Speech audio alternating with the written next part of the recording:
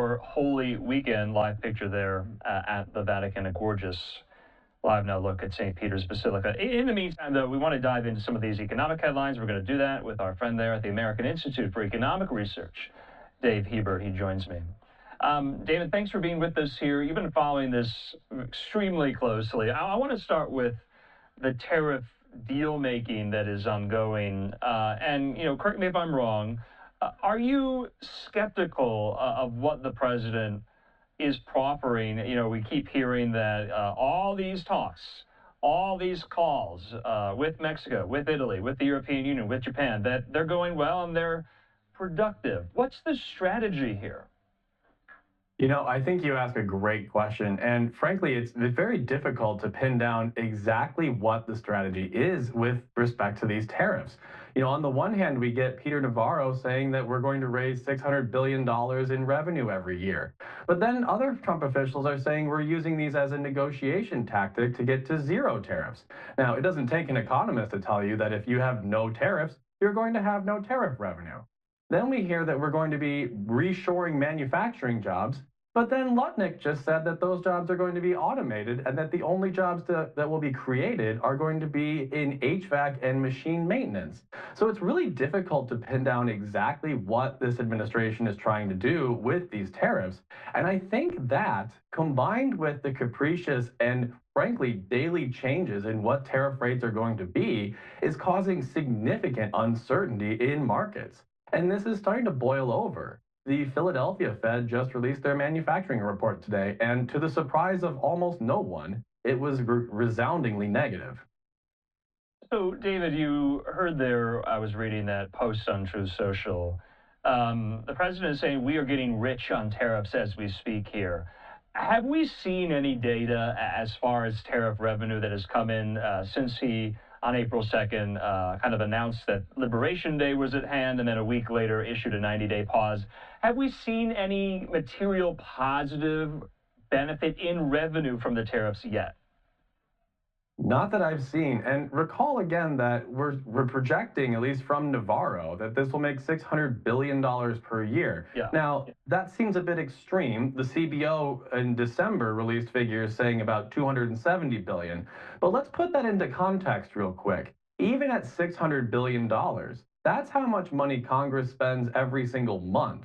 Now, look, it's great to get 1 month's income, but that's not going to move the needle on our fiscal health. It's not going to even pay off the 1.7 trillion in deficit spending that we're going to do today. Yeah. Frankly, I don't think we need just Elon Musk in the White House. I think we need Dave Ramsey to wrangle in and get this stuff actually squared away.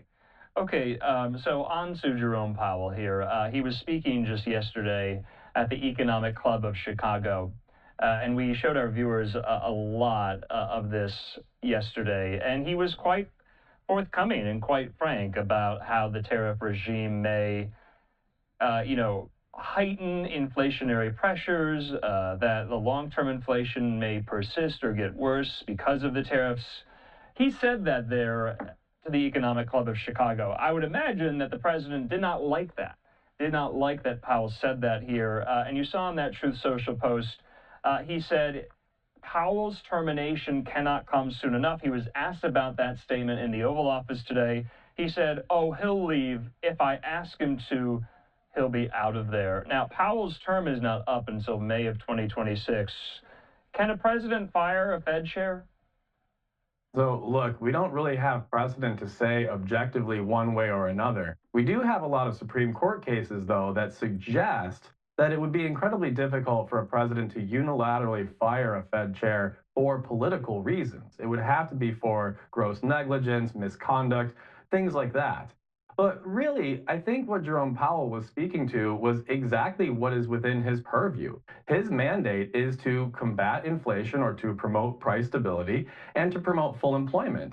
Well, when you have a capricious president changing fiscal policy through tariffs every single day, I mean, if we look at the history here, President Trump has changed tariff policy 27 times since taking office. Yeah. That's a lot. And so when you have a lot of uncertainty in exactly what the executive is going to be doing, Jerome Powell can't come in and try to lower inflation. Otherwise, he's going to risk kicking off a serious recession if he does it at a time when the president raises tariffs. So, this is a really tough spot for Jerome Powell. And I'm not surprised that he said what he said. And I'm also not surprised that President Trump wants to see lower interest rates. We do have a So, lot of treasury bonds coming due in November. This is going to be a problem.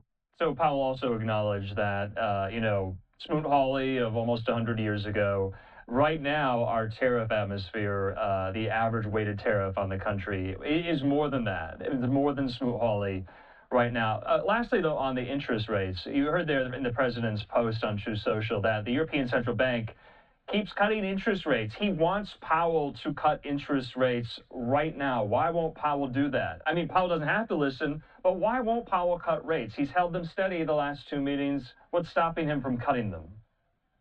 So if Powell were to cut rates, what that would do is put upward pressure on markets and create sort of a boom condition. Now, look, this is not a bad thing, but when we're also trying to lower inflation, remember the Fed wants to get to 2%, and the latest figures